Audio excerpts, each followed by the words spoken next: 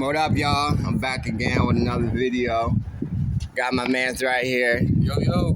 He about to let y'all know and tell y'all a little bit about his story and what he been through and all that. You already know how it goes. So, I mean, this is his first time, so we just gonna go back and forth, you know what I'm saying? And he just gonna explain to y'all what he been through and what, give y'all idea of what y'all can do about y'all recovery.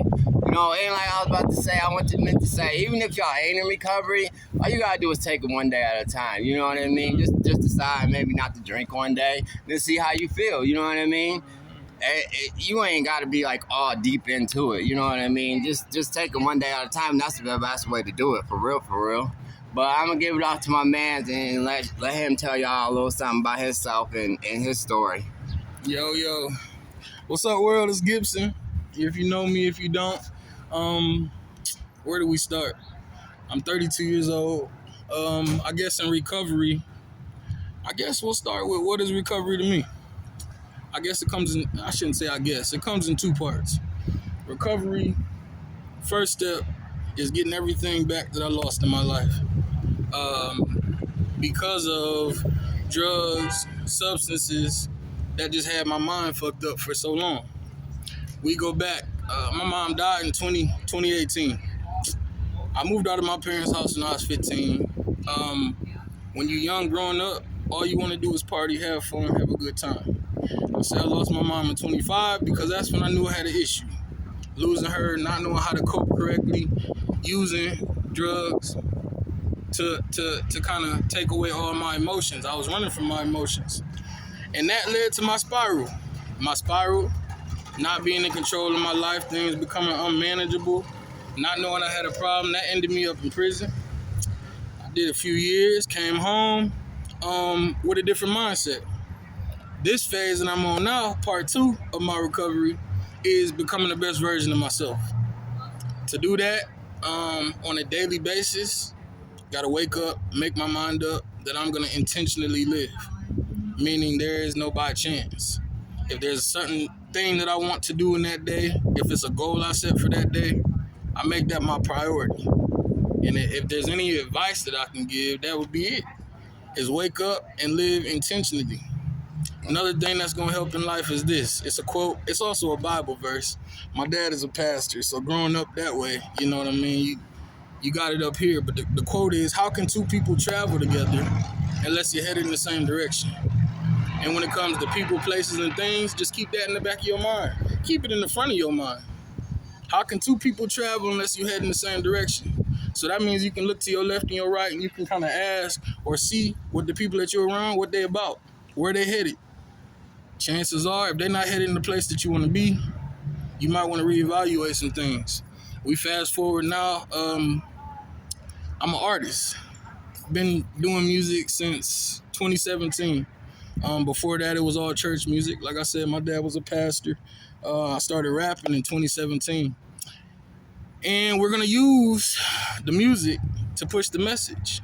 We're going to use the music to talk about real life. We're going to use this music to let people know that it's possible. It don't matter where you've been. It's all about where you're going. You know what I mean? It's like I lost a lot in my spiral when I let my life get out of control. But at the same time, it's a gift from God to wake up every day. And that's a part of your recovery. It's focusing on your blessings, practicing the spirit of gratitude. And that means this, not waking up every morning just saying thank God for another day, but living intentionally, letting your actions show that you're thankful for the life God gave you every single day, one day at a time. And so that's where I'm at right now. I am a recovery coach as well. And I'm blessed to be an asset to my community now. You know, I'm blessed to hear all the stories and other stuff that people have been through. That keeps me humble. That lets me know and gives me inspiration at the same time. Because my life is not the worst. You know, my lows ain't the lowest. I've heard a lot of crazy stuff out here. But I'm still blessed. And because I'm blessed, I try to live intentionally. And like I said, being intentional about what I do every single day. I work from 9 to 5. I get out. I go to the studio. When I'm in the studio, that's my second job, but that's my career choice. But at the same time, I'm helping my community. I try to inspire my community, and I try to push anybody that's around me to go further. to be the best version of themselves, because it's possible. I care less what people have to say about you, about your past, throwing all that stuff in your face. That's cool, that's dandy. But at the same time, future can be bright if you make it there. And that's what we're working on, one day at a time. So how do you do it when if you want to talk about like how you do when you got out of prison? Like, so when I came home from prison, I knew I didn't want to go back. I knew that it was a waste of time, it was a waste of life. And if we being honest, there wasn't no rehabilitation in prison for me. You know, it was just, if you know type thing. I ain't gonna get too much into it. But when I came home, first thing I had to sit down and look at was my parole guidelines. mm-hmm. And so they set pretty strict guidelines, no casino, no leaving the state, no bars, no clubs, strip clubs. That's cool. That's not what I'm focused on anyway. I had to work a job. When I came home, I started out working as a janitor. I did that for about a year, and I had the opportunity to go back to a factory, but for me personally in my life, I knew that wasn't the move. And so I started putting my applications in at different places where I could help people, where I'm working with people, not parts, people, not productions.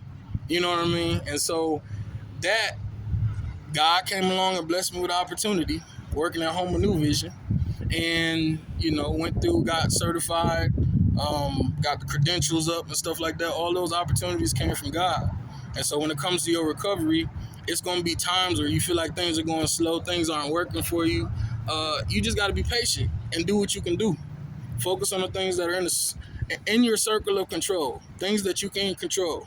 Things that you can't, you got to just trust those with God. You got to give them to God and leave it there. And this is just a blessing. This opportunity is. Definitely. What other questions you got for me, man? So you work, what place you work at? Let them know where you. Yeah. I work at the Home of New Vision in Jackson, Michigan. I'm a peer recovery coach here, and pretty much what that means is we sit down as a recovery coach. You come in, understanding what your needs are, what you're trying to work towards, what your goals are. You sit down with me, and I look at them and I say, okay, this resource here is going to help you out. This resource here is going to help you out. Boom, boom, boom. And just one goal at a time, we start knocking things down. That's how it works here. It's just really, I'm just an asset.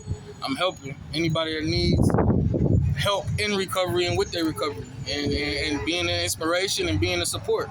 And if you're in recovery, the support is a lot. Support is everything. Both getting and receiving it. It's everything, because the way recovery really works is like isolation is the worst thing you could do. Yeah. Feeling like you alone is how you feel when you in your lows. And so when you come around other people that understand what that feels like, we work that together. We navigate your life, your journey together, and help any way we can, supporting each other.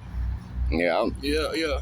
So that's good. So that's a place that you can come to. If you live in Jackson, you can come here, and like this is like a home away from home. You know what I mean? These are my family. Like, if I have something to talk about, I'm going through anything, I'll come here and we'll go to a meeting. They have meetings every day, all the time. Yeah. And even if they don't have a meeting, they'll make one for you. You know what I mean? So, even if you don't live in Jackson, I'm sure there's plenty of places. One thing about recovery is there's a lot of good places out there for recovering addicts. You know what I'm saying? You just gotta put yourself out there and go do it. And that's it too.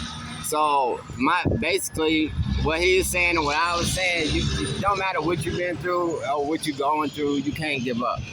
That's the worst thing you can do. If he wanted to, he could have gave up.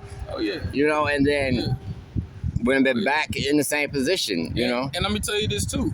I'm still on parole to this day, doing this kind of work. And a lot of times we can use things as an excuse. We can let things piss us off and stop us from getting what we're supposed to get.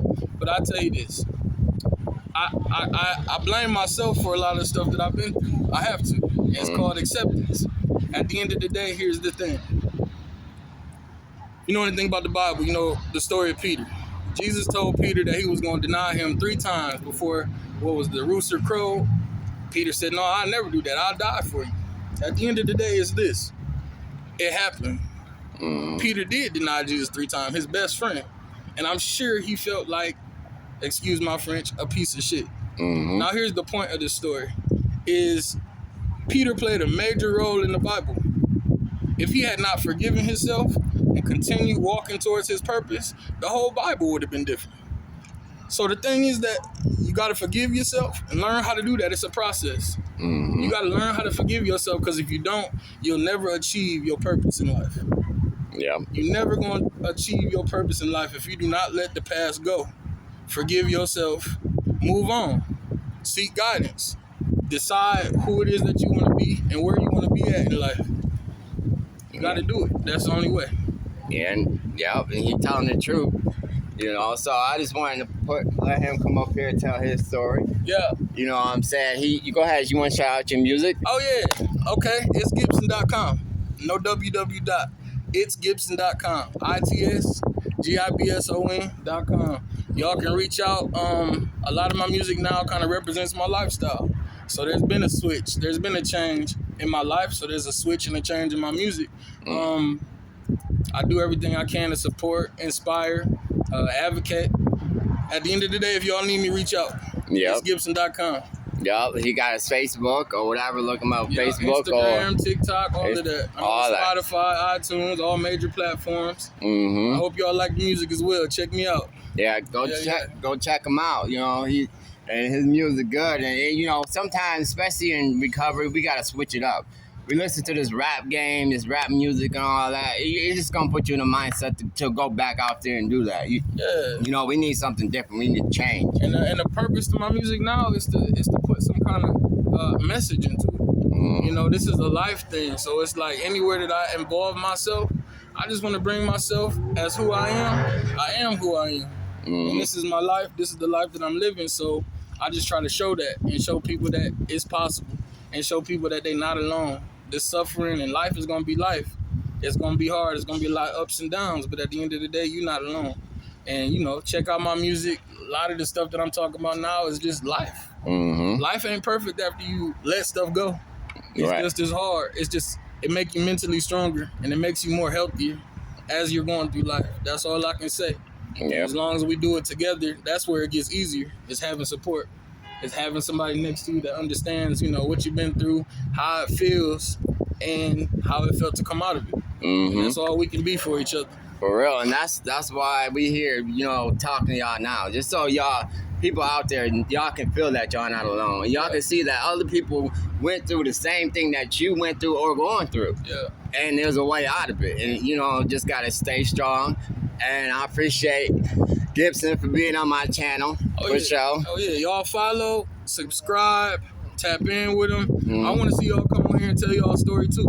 Right. And he mobile, you know, one way or another, he gonna make it happen. If somebody, you know, come on here and want to tell their story, because that's important, especially to the world around us. And we call it recovery out loud. That means that we live out loud, so people can see that it's possible. So people, these what do you call it, stigmas? Mm-hmm. You know, fuck a stigma. When you walk into the hospital and you got on your paperwork that you were a drug addict, they're gonna treat you different, all this kind of stuff. That's why we're out here. Is that people can see that lives do change, and this is how they change. This right here. Yeah. And we gotta have each other back. Yeah. But I gotta go to counseling because, you know, you gotta talk to somebody, you know, but definitely gotta go to counseling. And I love y'all. Subscribe. Put a like, put some comments down if you want to hear, you know, something from Gibson, or you only want to check out his platforms, you know what I'm saying? And, you know, stay up and stay sober. And I love y'all, and I'll talk to y'all later.